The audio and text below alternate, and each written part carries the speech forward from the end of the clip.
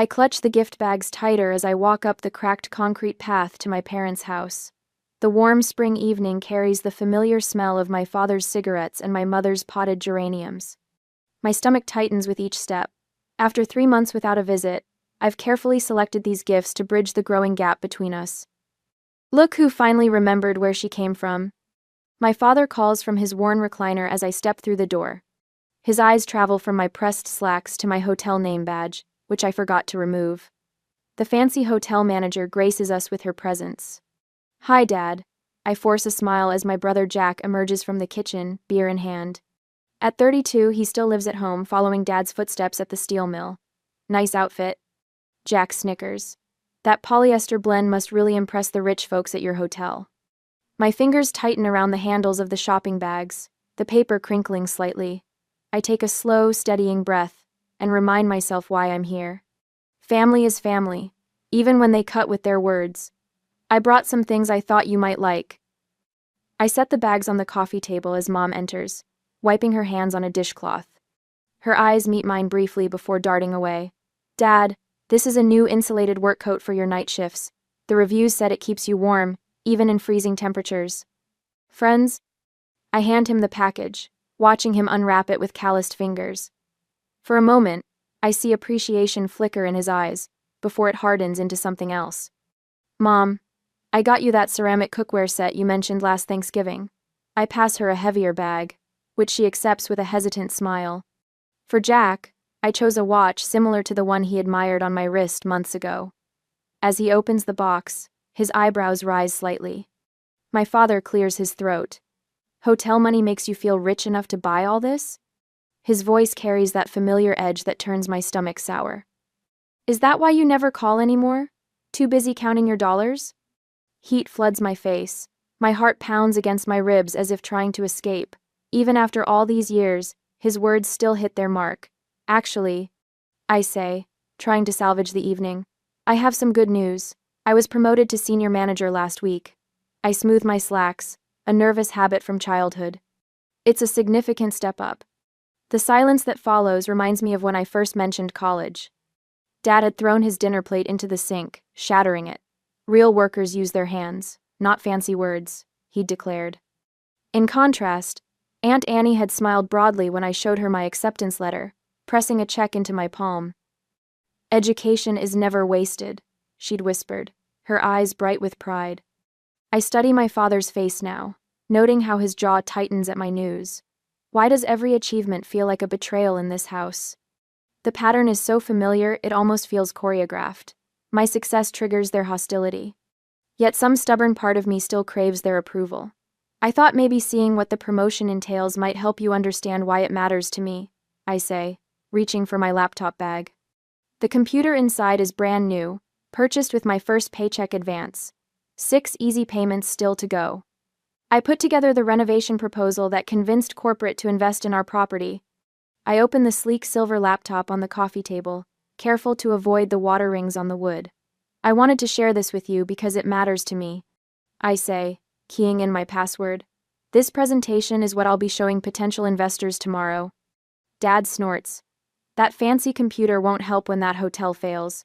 Tourist towns always dry up eventually. My fingers pause on the keyboard. This isn't just about showing off an accomplishment. This presentation represents weeks of late nights and research. My first major project as senior manager depends on this laptop. Mom stands silently by the doorway, her new cookware clutched to her chest, eyes fixed on the floor. She hasn't met my gaze once since I arrived. Jack leans forward, setting his unwrapped watch on the table. Still trying to prove you're better than us? Pathetic. The word hangs in the air between us, 3 against 1 in their territory, with my professional future balanced on my lap. I'm having lunch with Aunt Annie tomorrow to celebrate. I say, my voice steadier than I feel. She's excited about the promotion. Dad's face darkens at the mention of his sister's name. My sister always encouraged your foolishness, filled your head with ideas about being something you're not. Aunt Annie believed in me when no one else did, I reply, carefully closing my laptop and slipping it back into its protective case. A small act of self-preservation. She loaned me money for my first semester when you refused. And look where that got you, Dad mutters. Working for people who'd fire you tomorrow if it saved them $1. I stand, smoothing my slacks again. I should go. I have a presentation to prepare. As I gather my things, I catch Mom's eye for a fleeting moment. Something like regret passes over her face before she looks away again. Jack examines his new watch with feigned indifference, while Dad stares at the TV as if I've already left. Walking back to my car, a thought forms with surprising clarity. Maybe they'll never see my value, but others do. The hotel director who championed my promotion. My team who stays late to help with projects. Aunt Annie who never doubted me. For the first time, I wonder if that might be enough. I clutch my laptop to my chest, rising from the sagging couch cushions. The presentation I've spent weeks perfecting is safely tucked inside this silver case, my future balanced in my hands. I should get going, I say, forcing lightness into my voice. Big day tomorrow. Dad's eyes track me as I move toward the door, his jaw working beneath stubbled skin. Something in his expression shifts, a hardening I've seen before, but never fully registered. He sets his beer on the coffee table with deliberate care. Wait, his voice stops me cold. You think you can just breeze in here after 3 months, drop off some guilt presents, and take off? My fingers tighten around the laptop. I'm not trying to. You've always thought you were better than us. Dad rises from his recliner, his frame blocking the path to the door. With your fancy hotel job and your pressed clothes. Jack chuckles from the corner. Those rich folks have her thinking she belongs with them.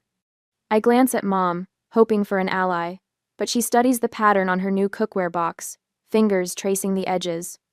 The air in the living room thickens, pressing against my lungs. Dad, please.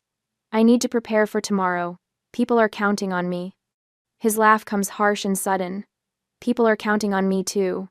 At the mill, doing real work. Before I can respond, he lunges forward. His calloused hands wrap around my laptop, wrenching it from my grasp with surprising strength.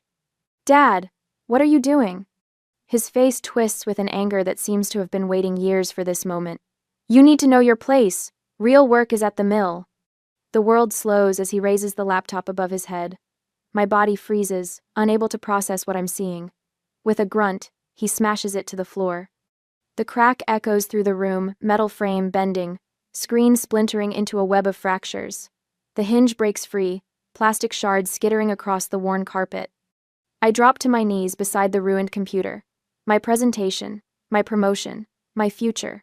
Now you'll learn what real work feels like, Jack says, not bothering to hide his satisfaction. A memory surfaces, sharp and suddenly clear. Dad tearing my college application in half when I was 17. My textbooks mysteriously soaked in the bathtub the night before my Saturday. My acceptance letter accidentally thrown into the fireplace. This wasn't the first time. This was simply the first time I couldn't deny the pattern. How could you? My voice comes out steady, surprising me. This has my entire presentation on it. The hotel is counting on me to deliver this tomorrow. Dad towers over me unmoved. Hotels come and go. Family is forever. I stare at my shattered laptop, something shifting inside me. Every achievement in my life had been met with accidents and sabotage. Every step forward countered by their attempts to pull me back. With trembling hands, I pull out my phone and take several photos of the destroyed laptop. Dad frowns, confusion crossing his face as I document the damage from multiple angles. What are you doing? I don't answer. Instead, I reach into my purse and remove the receipt for the laptop's 6 payments still pending. I photograph that too, then carefully return it to my wallet. Casey. Dad's voice softens, taking on the reasonable tone he uses when talking to neighbors. I'm trying to save you from disappointment. That hotel world isn't for people like us. What do you mean, people like us? I ask, gathering the largest pieces of broken plastic and metal. Jack steps forward, beer still in hand. Dad says they're bringing in machines at the mill. We could lose everything.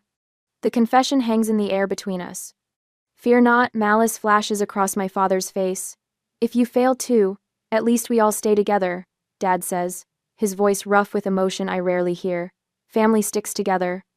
I look at him, really look at him for perhaps the first time. The lines etched deeper around his eyes, the slight tremble in hands that have worked steel for 30 years, the terror of obsolescence. They're not cartoon villains. They're scared people making terrible choices. Your father just wants what's best for all of us. Mom finally speaks, her voice small but certain, her loyalty never wavering, even now. I finish collecting the pieces of my computer, placing them carefully into my laptop bag. Each broken fragment represents years of their silent campaign against my independence. I always hoped we could be a real family, I say, standing with as much dignity as I can muster. But I guess I was wrong. Dad's expression falters. Casey, don't be dramatic. It's just a computer. I turn toward the door, laptop bag clutched against my chest. It's not about the computer. It's about respect. Something I've never gotten in this house. Instead of driving to my apartment, I find myself navigating the familiar streets to Aunt Annie's neighborhood. Her porch light glows warm against the evening darkness as I park in her driveway. Before I can knock, the door swings open. Annie takes one look at my face and the bag in my arms. "Oh, honey, what happened?" she asks, pulling me into an embrace that smells of cinnamon and stability. Inside her kitchen, I spread the broken pieces across her table. Annie listens without interruption as I explain what happened. When I finish, she disappears into her spare room and returns with an old laptop. "It's not fancy, but it works," she says, placing it beside the ruins of mine. "They can break things, but they can't break you." I run my finger along a crack in the screen of my destroyed computer. This isn't about a computer. This is about respect. Annie nods, her eyes fierce with understanding. "Then we better make sure you knock that presentation out of the park tomorrow." For the first time since walking into my parents' house, I feel my shoulders relax. I won't let them take this opportunity from me. "No," Annie agrees, squeezing my hand. "We won't." I pace the floral carpet in Aunt Annie's living room, my phone clutched against my ear. The clock on her mantel shows 2:13 a.m., but sleep is the furthest thing from my mind. "Yes, I understand you're closed," I tell the hotel's IT support line, keeping my voice steady despite the panic threatening to bubble up. "I just need to confirm whether my presentation autosaved before my laptop was damaged." Annie appears in the doorway wearing a faded bathrobe, her silver-streaked hair loose around her shoulders.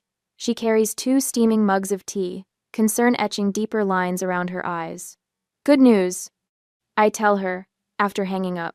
"Everything's backed up to the company drive. I can access it from any computer." Annie sets the tea down with a soft clink. "Smart girl. Always prepared." "I learned my lesson after what happened to my college application," I say, remembering how my acceptance letter mysteriously disappeared from the mail pile years ago. I always back up important work now. Annie sinks into her armchair, the springs creaking softly beneath her. "Your father did similar things to me when we were young, you know. Broke my camera the week before my photography scholarship interview." My stomach tightens. "You never told me that." "Some family stories are harder to share than others." She sips her tea. "Have you noticed that these accidents always happen right before your big opportunities?" The realization lands like a stone. Every major milestone, college acceptance, first apartment lease signing, promotion interviews, all preceded by mysterious mishaps or emergencies requiring my immediate attention and resources. How did I not see it before? My voice sounds hollow even to my own ears. Annie opens a drawer in the side table and removes a small notebook. "Your mother gave me this last Christmas. She said she didn't know what to do with it." I flip through pages of my mother's neat handwriting dates, job titles, salary figures, a complete record of my career milestones, carefully maintained in secret. "She's been keeping track," I whisper. "I think part of her is proud," Annie says. "She just can't show it." The weight of this revelation settles over me, but alongside it comes a strange sense of clarity. They can break my possessions, but they can't erase my achievements or my knowledge. "Let's see what we can salvage," Annie says, disappearing into her spare room. She returns with an ancient laptop, bulky and worn but functioning. They can break things, but they can't break your mind. I power up the computer, its fan whirring loudly in the quiet house. The screen glows blue, illuminating Annie's determined face. "I'm not just going to deliver this presentation," I say, fingers already flying across the unfamiliar keyboard. "I'm going to make it memorable." Annie squeezes my shoulder. "That's my girl." We work through the night, recovering files and rebuilding slides. By morning, my eyes burn from exhaustion, but the presentation is better than the original, leaner, more focused, with a narrative that turns obstacles into opportunities. Just before 7 a.m., I save the final version and close my eyes for 20 precious minutes of rest. The conference room feels cavernous as I step inside, clutching Annie's ancient laptop. 6 board members in tailored suits glance up from their phones and tablets, eyebrows rising at the outdated machine in my hands. Casey?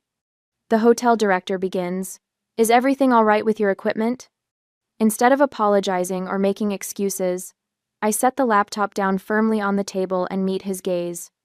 Sometimes obstacles appear right before opportunities, I say, my voice clear and confident.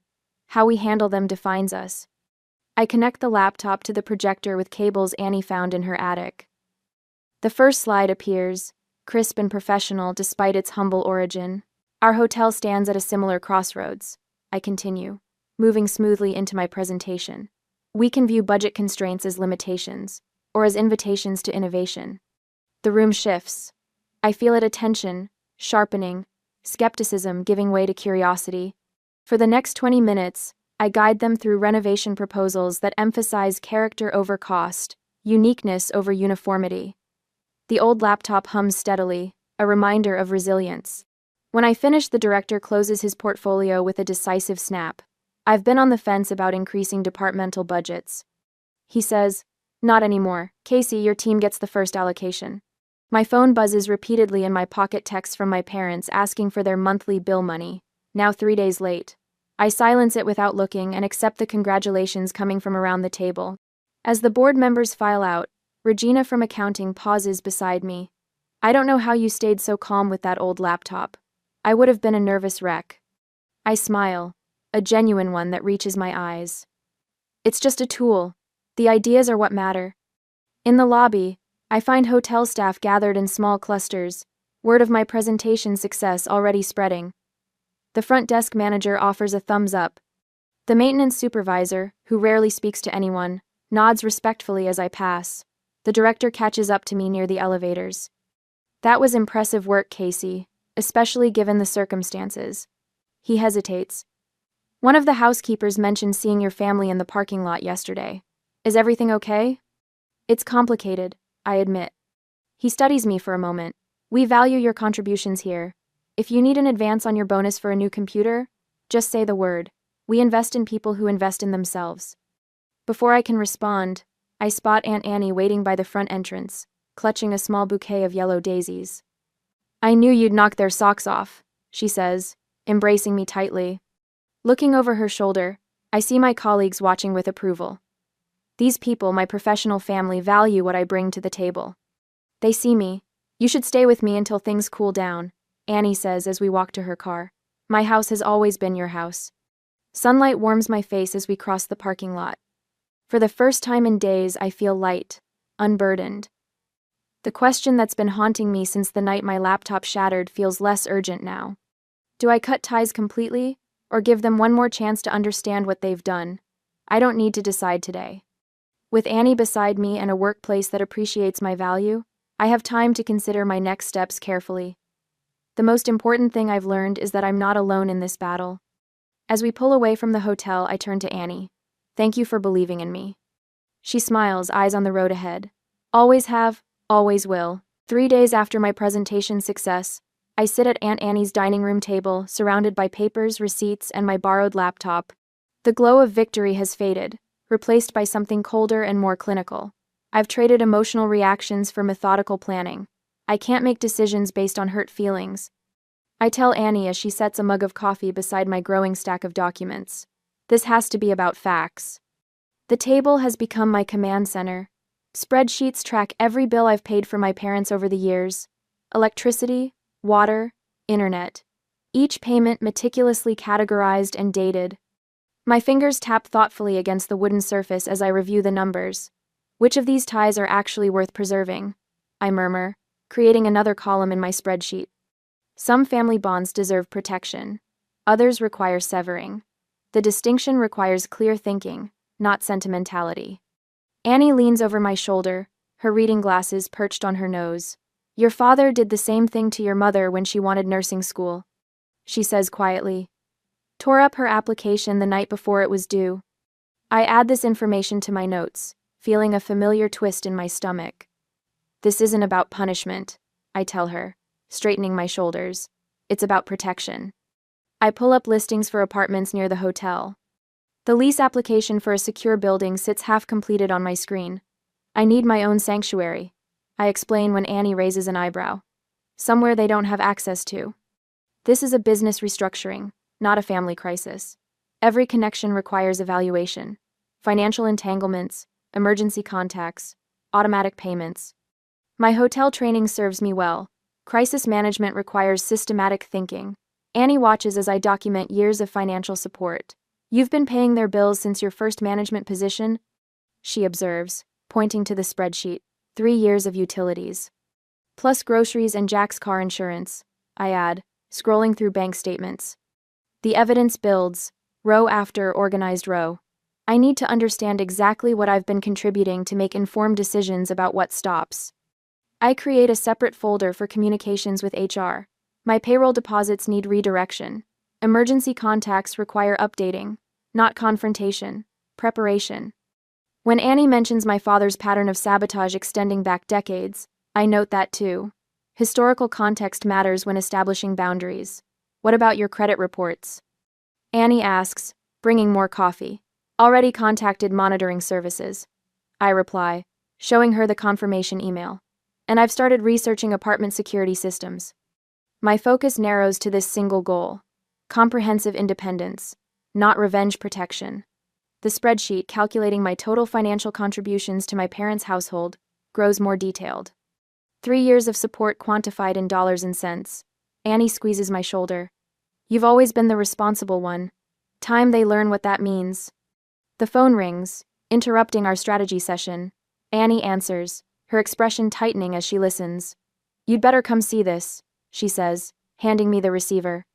10 minutes later, I stand at my office window overlooking the hotel lobby. My parents are arguing with the receptionist, voices rising.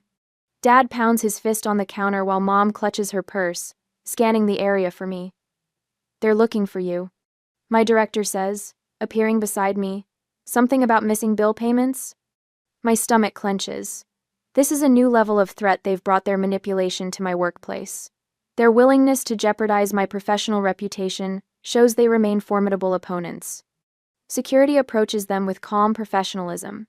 I watch as my father's face reddens, his finger jabbing toward the elevators that lead to the management offices. Mom's tears seem calculated from this distance, perfectly timed to draw sympathy from the growing audience of guests. Should we call police? The director asks, concern evident in her voice. No, I respond, straightening my blazer. Security can handle it. I've dealt with difficult guests before. But these aren't guests. These are the people who raised me, now being escorted from the building that represents everything I've built for myself. I watch until they disappear through the glass doors, my father's angry gestures visible until he reaches their car. The tension in my shoulders remains, but something else grows stronger. They can't take this from me either, I say, turning back to my desk where another apartment listing awaits my review. The strategy continues. The preparation deepens, and my resolve hardens with every calculated step. The apartment key feels substantial in my palm as I unlock the door to my new place. 3 weeks after the laptop incident, and I've secured a second-floor unit with a security desk downstairs. The building requires key fob access after hours, a feature I specifically sought out. That's the last box, Annie says, setting down a container labeled kitchen on the countertop. Her silver-streaked hair catches the late afternoon sunlight streaming through windows I've already covered with privacy film. You travel light for someone who's been in one place so long. I only brought what matters, I reply, surveying the sparse living room. A second-hand couch, a coffee table, and my new laptop on a small desk comprise the entirety of my furniture. What's missing speaks volumes. No family photos, no inherited keepsakes, no Christmas ornaments handmade in elementary school. I open my notebook where I've methodically tracked every step of my independence strategy. Each completed task receives a firm check mark. Bank accounts transferred, automatic payments to my parents' household canceled, mail forwarded, phone number changed, social media privacy settings strengthened. The list stretches across 3 pages. Annie watches me add another check. You're treating this like one of your hotel renovation projects. It's essentially the same thing. Assess the damage, create a realistic plan, and rebuild stronger. I close the notebook. This isn't about burning bridges. It's about building boundaries they can't cross without my permission. Later that evening, I sit cross-legged on the floor unpacking books when my new phone buzzes with a notification. My stomach tightens, old habit, but it's just an email confirmation of my credit monitoring service activation. The laptop incident taught me one critical lesson: protect everything. After shelving the last book, I open my laptop to review tomorrow's schedule. The screen reflects my face, composed and focused. 3 months ago, I would have been watching my phone for texts from home, wondering if I should call to check on Mom. Now, that compulsion has faded like an old bruise. Annie appears in the doorway with 2 mugs of tea. Have you thought about what you'll say when they finally realize you've stopped paying their bills? The question settles between us.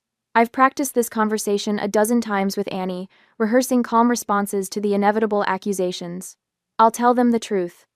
That I can't financially support people who deliberately sabotage my career, I say, accepting the steaming mug. Then I'll end the conversation if they can't respect that. You make it sound so simple. Annie sits beside me on the floor, her knees crackling softly. Not simple. Necessary. I blow across the surface of my tea. We both know this was never just about a laptop. The next morning, I step out of the shower to find my phone vibrating against the bathroom counter. My mother's name appears on the screen, the first contact in 3 weeks.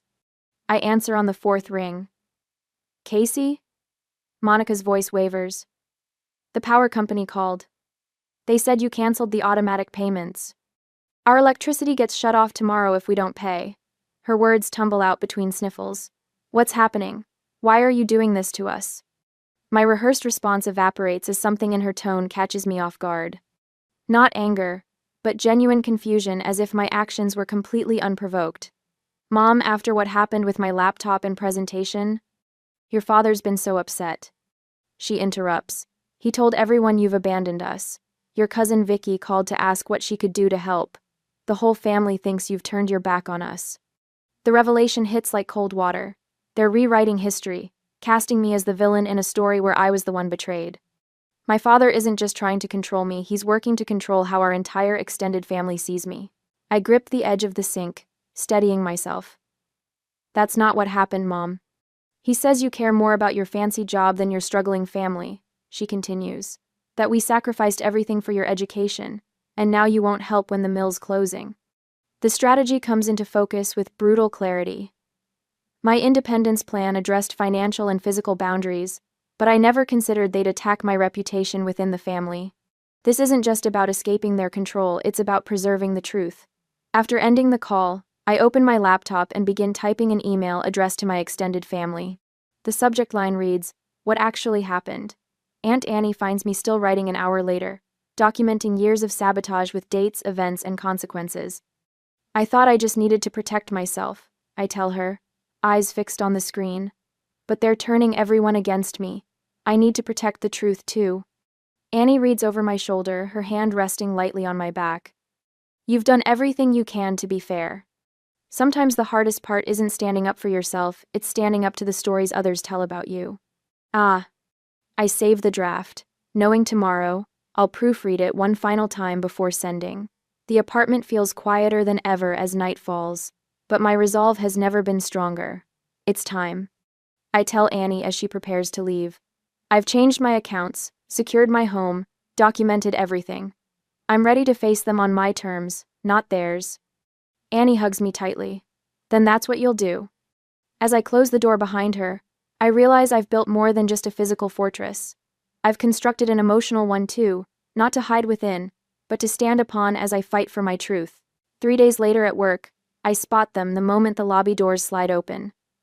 My father's weathered hands clutch his best hat, the one reserved for funerals and loan applications. My mother stands beside him in her church dress, the pale blue one with white collar that makes her look smaller than her 5'4" frame. Jack hovers behind them, uncomfortable in a button-down shirt I've never seen before. My stomach drops. 3 days of strategic preparation evaporate in an instant. There she is, my father announces, voice booming across the marble floor. Several guests turn. My colleague Marcus raises an eyebrow from behind the reservation desk. Our hotel manager, daughter. The words sound wrong coming from him, proud instead of mocking. I freeze between the potted palms that flank our reception area, momentarily trapped between my professional world and the family invasion force. Casey, honey, my mother says, stepping forward with arms outstretched.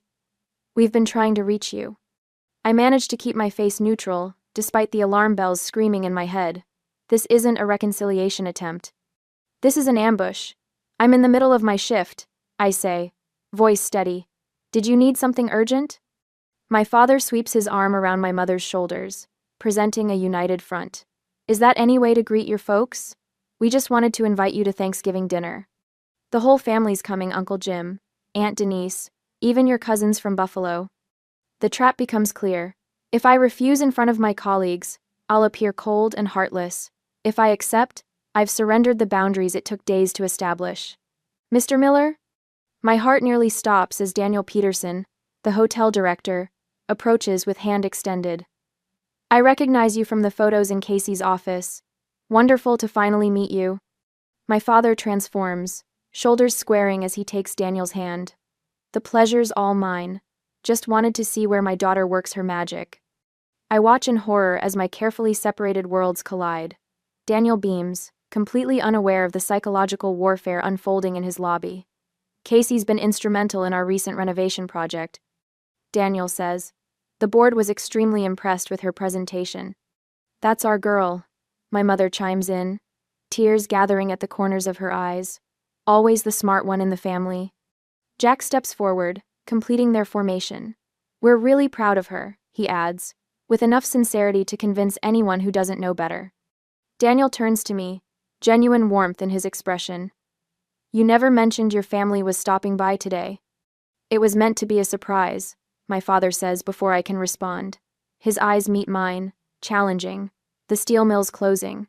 We need you now more than ever. My mother dabs at her eyes with a tissue. The medical bills have been piling up, and with the utilities. Her voice breaks perfectly.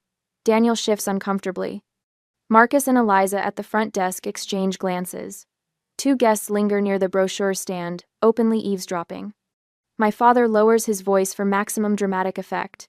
We thought Thanksgiving would be a good chance to talk about everything. Everyone's asking why you haven't returned our calls. The weight of public perception settles on my shoulders. I can feel judgment forming in the small crowd of onlookers. The devoted daughter abandoning her struggling family. I take a steadying breath, mind racing through options. This is exactly the scenario Annie and I had prepared for, but I hadn't expected it so soon. Every instinct screams to retreat, but that would only surrender my professional territory. Why don't we continue this conversation somewhere more private? I gesture toward the small conference room off the main lobby. My office is being painted today. Relief flickers across Daniel's face as he nods encouragement. My father hesitates, clearly preferring the public stage, but my mother touches his arm. That sounds lovely, dear. As we cross the lobby, I catch Jack whispering to my father. Their strategic coordination makes my skin crawl. This isn't a spontaneous visit, it's a calculated operation designed to undo everything I've built. Casey, a familiar voice calls from the entrance. Aunt Annie strides through the sliding doors, waving a paper bag. You forgot your lunch again. I swear you'd forget your head if it wasn't attached. Our prearranged signal, Annie's forgotten lunch appearance, means she spotted my family's car in the parking lot. The cavalry has arrived. My father's jaw tightens at the sight of his sister. Annie locks eyes with me, her brief nod confirming she understands the situation. Annie, my mother says stiffly. What a surprise. Monica? Annie's smile remains pleasant as she hands me the bag. Charles, Jack, the whole Miller clan out on the town. Daniel watches this exchange with growing awareness. His eyes track between my father's rigid posture and Annie's protective stance beside me. Mr. Peterson, I say quietly, pulling my phone from my pocket. Could I show you something quickly before we go into the conference room? While my family exchanges tense pleasantries with Annie, I pull up the photos of my shattered laptop. This is what I'm dealing with. I whisper, swiping through the images. This is why I needed to borrow equipment for the presentation. Daniel's expression shifts from confusion to understanding to controlled anger. He studies the photos, then looks at my father with new eyes. I see, he says simply, but his tone has changed entirely. We reach the conference room door. Inside waits the moment I've been preparing for since the night my laptop shattered on my parents' living room floor. After you. I hold the door, as my family files in. Annie takes position near the entrance, a silent guardian. Daniel follows, now an informed witness rather than an unwitting pawn in my family's game. I straighten my shoulders and take a deep breath before following them in. Everything in my life has led to this confrontation. The strategic preparations of the past days, the boundaries I've established, the support network I've cultivated, all of it converges in this moment. My heart pounds against my ribs as I step through the doorway. Jack smirks from his seat at the conference table. My mother arranges her features into a mask of maternal concern. My father stands at the head of the table, already claiming territory. Annie catches my eye as I close the door behind me. Casey has something important to say, she announces, her voice calm but firm. The door clicks shut. There's no going back now. I stand in the hotel conference room, my back straight as a steel beam, watching my father try to charm my director. The conference room, normally a place of professional triumph for me, feels electrified with tension. Charles Miller has always known how to present himself to strangers. Warm smile, firm handshake, concerned eyes. The perfect facade. We're just worried about Casey, my father says, his voice carrying that well-practiced note of paternal concern. The mill's closing after 40 years, 200 families without income. Times like these, family needs to stick together. Director Phillips nods sympathetically, though I catch his eyes flicking toward me, gauging my reaction. Jack stands by the window, arms crossed over his chest, while Mom clutches her purse on her lap, eyes downcast but occasionally darting around the room. They've positioned themselves strategically, my father as the reasonable patriarch, my mother as the worried matriarch, Jack as the dutiful son. Aunt Annie slips through the door, right on schedule with my forgotten lunch, our prearranged signal. She takes a seat beside me, her hand briefly touching mine under the table. The simple gesture steadies me. I understand family concerns, Director Phillips says, but I'm confused why this required interrupting Casey during work hours. My father leans forward, elbows on the table. Our daughter has stopped answering our calls, canceled our utilities without warning. We're worried she's under too much stress with this new promotion. My pulse quickens, but I don't flinch. Week ago, that accusation would have sent me spiraling into apologetic explanations. Not today. Perhaps we should hear from Casey, Phillips suggests, turning to me. I open the folder I've prepared for this exact moment. 3 months of methodical documentation spread before me. My throat tightens, but I push through.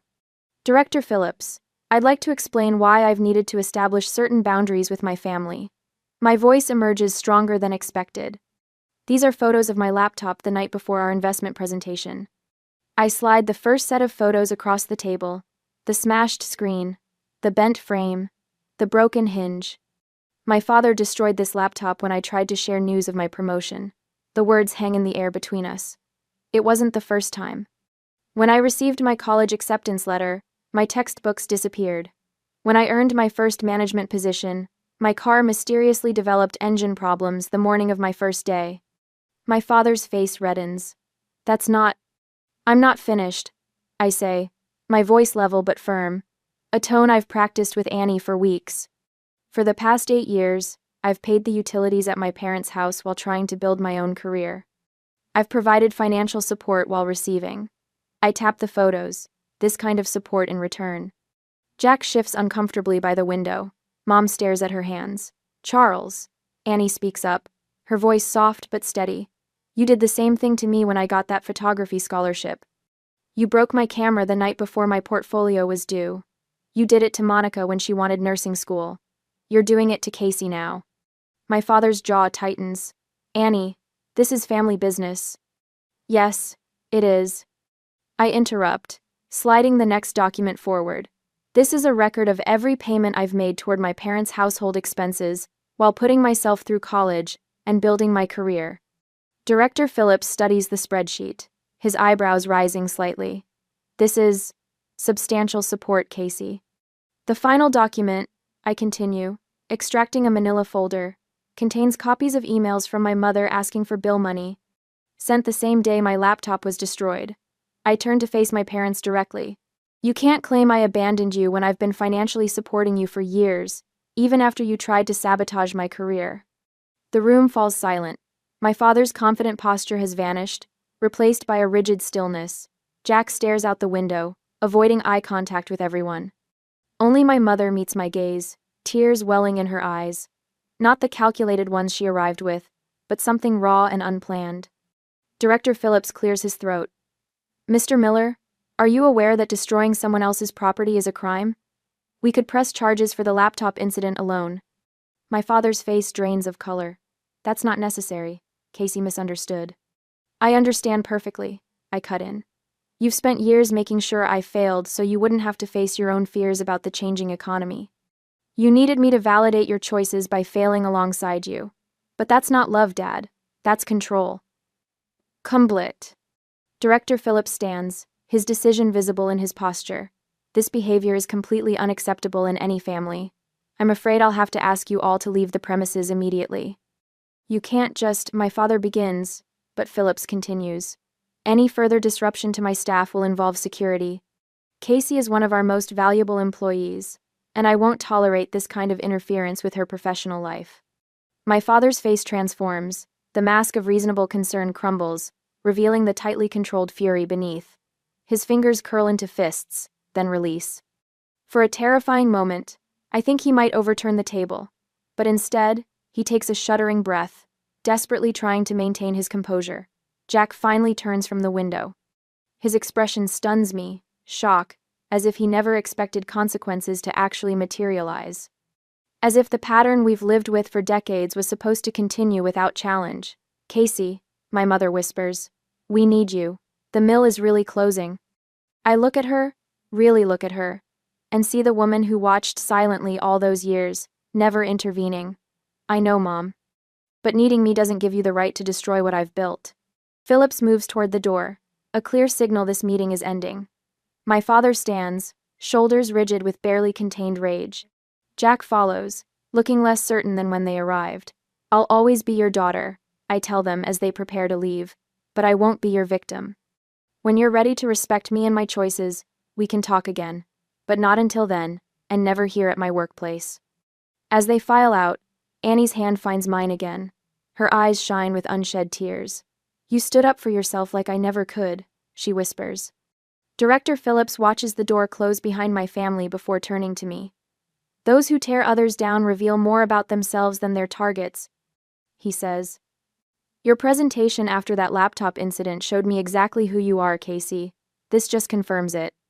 The room feels different once they're gone, lighter somehow, as if gravity itself has recalibrated. I expected to feel hollowed out, maybe even grief-stricken, but instead, there's a calm certainty.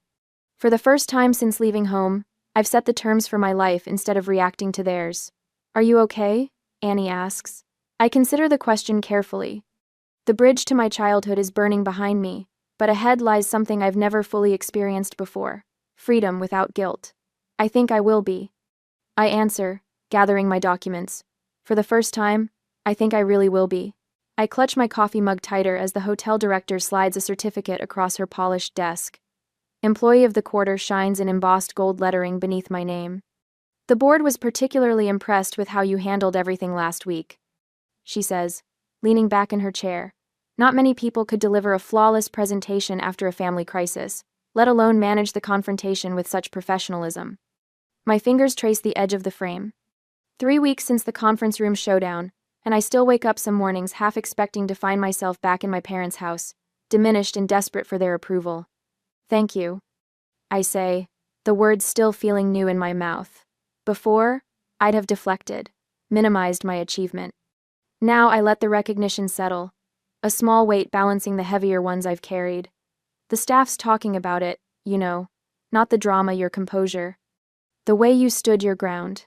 Her eyes crinkle at the corners. That kind of leadership can't be taught. Outside her window, tourists stroll along the hotel's manicured path. I spot a father lifting his daughter onto his shoulders, her small hands gripping his forehead for balance. Something twists inside me, but the pain feels distant now, like an old injury that only aches before rain. Have you heard from them? she asks. I shake my head. They left town the day after. Jack texted once to say the mill officially closed last week. I set my mug down. I think it's better this way. What I don't tell her is how much lighter I feel. How I've slept through the night for the first time in years. How decisions come easier without the weight of anticipated disapproval. That evening, Annie waits for me on her front porch, 2 glasses of lemonade sweating on the small table between rocking chairs. Our Tuesday tradition, now officially marked in both our calendars. I made the appointment. I tell her, settling into the familiar creak of the rocker. The therapist you recommended had an opening next week. Annie nods, satisfaction warming her face. Good. Understanding those patterns will help, Casey. Some wounds need more than time. I sip my lemonade, tart and sweet on my tongue. I updated my emergency contacts at work today. Put your name at the top. Her hand finds mine, squeezes once. About time. We sit in comfortable silence as the sun dips lower, painting her azaleas in golden light. A car backfires down the street, and I notice I don't flinch anymore. You know, Annie says after a while, family isn't always blood. Sometimes it's who believes in you. I finish, and we clink our glasses together. 8 months later, I stand in the hotel's largest conference room, watching my team arrange chairs for tomorrow's regional meeting. The morning light streams through floor-to-ceiling windows, illuminating faces that look to me for guidance without fear. Maria, can you check that the catering order includes the vegetarian options? My voice carries with easy authority. No more second-guessing. No more seeking permission to lead. Already confirmed, Miss Miller. She smiles, clipboard tucked against her chest. And the welcome packets are ready for your review. Where there was once a constant hum of anxiety, I now find a steady rhythm of confidence. My morning ritual has transformed gratitude journal, replacing desperate emails, checking if my achievements were acceptable. 3 pages every morning, listing small victories and unexpected joys. The Anderson group arrives at noon. I tell my team, let's make sure everything's perfect. Perfect. A word I once feared, the standard I could never reach. Now it's simply a direction, not a destination. After work, I drive to the community center where I volunteer weekends teaching financial literacy. The sessions started as a way to fill lonely evenings but evolved into something more meaningful, a chance to help others avoid the dependencies that trapped my parents. My phone buzzes as I pull into my driveway, to my house, 3 blocks from Annie's. No more monthly payments supporting parents who undermined me. The mortgage statement feels like freedom each time it arrives. The text comes from a number I haven't seen in months. Jack, can we meet? I need to talk to you. I consider ignoring it, then remember my therapist's words about chosen engagement versus avoidance. I type back, coffee shop on Elm, tomorrow at 4. Jack arrives 10 minutes early, hands fidgeting with his paper cup. 8 months have thinned his face, added lines around his eyes. When he spots me, he straightens, uncertainty replacing the smugness I remember. Thanks for coming, he says as I slide into the seat across from him. What's going on, Jack? I keep my voice neutral, neither hostile nor welcoming. He stares into his coffee. Dad's sick, his lungs, all those years at the mill. His voice trails off, and I wait, letting him fill the silence. The old me would have jumped to fix things, offer money, solutions, anything to earn approval. I'm sorry to hear that, I say finally, meaning it while maintaining my boundaries. Jack looks up, surprise flashing across his face. That's it? No lecture about karma? Would that help anyone? I ask. Something shifts in his expression. I started working at Uncle Mike's garage, he offers, taking night classes too, mechanical engineering. My eyebrows rise. That's great, Jack, really. I wanted to study archaeology when we were kids, he admits, voice lower. Never told anyone. Dad would have exploded. He rotates his cup slowly. When you chased your goals, I was jealous but also admired you. Should have said that instead of... He gestures vaguely, encompassing all the cruel words, the laughter as my laptop shattered. We talk for an hour. Not about reconciliation with our parents, those bridges remain ashes, but about his tentative steps toward his own identity. About possibilities. About choices. Family can be the ones who wound you deepest, I tell him as we stand to leave, but they can also change. And if they don't? He asks. Then you build something new. I gesture to the window, where Annie waits in her car, pretending not to watch us. My chosen family, my safety net.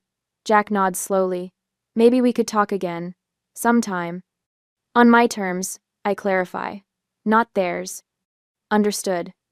I watch him walk away, shoulders straighter than I remember. The real power, I realize, lies in choosing to live true to yourself. If your family destroyed your career tools and tried to hold you back, would you forgive them later or cut ties for good? I'm still deciding, but at least now it's my choice to make.